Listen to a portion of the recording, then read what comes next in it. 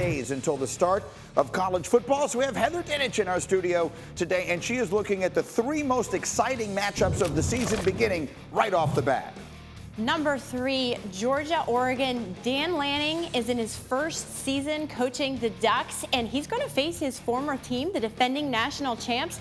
And guess what? If they don't win this game and they lose the SEC championship again, you're looking at the selection committee thinking about a 2-loss team that doesn't win its conference. Haven't seen it before.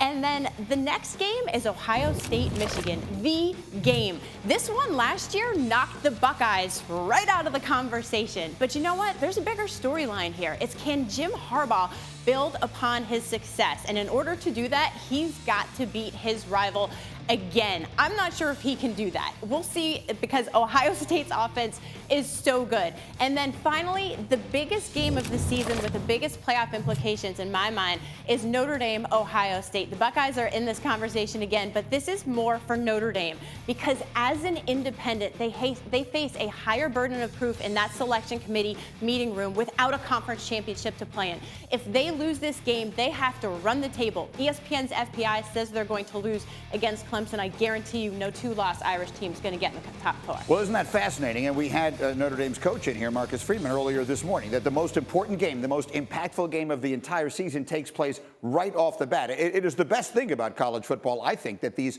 championship caliber games take place immediately. And you have been very high on Ohio State in every conversation I've had with you. And that's for 2 reasons, Greeny. One is because they returned C.J. Stroud. He led the team to the top offense in the country last year. He should do it again, but he has playmakers all around him, including wide receivers Jackson Smith and Jigba, who, in my opinion, is one of the best players in the country.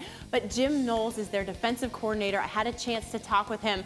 He is jacked up. What he did at Oklahoma State was really phenomenal against the pass-happy offenses. And for him to be able to be that missing piece of the puzzle, they can take the next step. But you saw they were in 2 of the 3 biggest games that I just mentioned. They certainly can't lose both of them. No. I mean, and you probably can afford to lose one. But is it fair to say that the loser of this game puts themselves now on the fringe? The winner of this game is in the driver's seat because you bank that going forward in a driver's seat for a playoff spot at the end of the year. Yes, but remember what happened to Ohio State last year. They lost to Oregon. Well, did they lose to Oregon? Yes, they did. They lost to Oregon, right? And they were still in the conversation right to the very end. But that's what happens. It puts the pressure on you, and then Michigan was the final dagger. Right. But Oregon, on the flip side, couldn't do anything with it.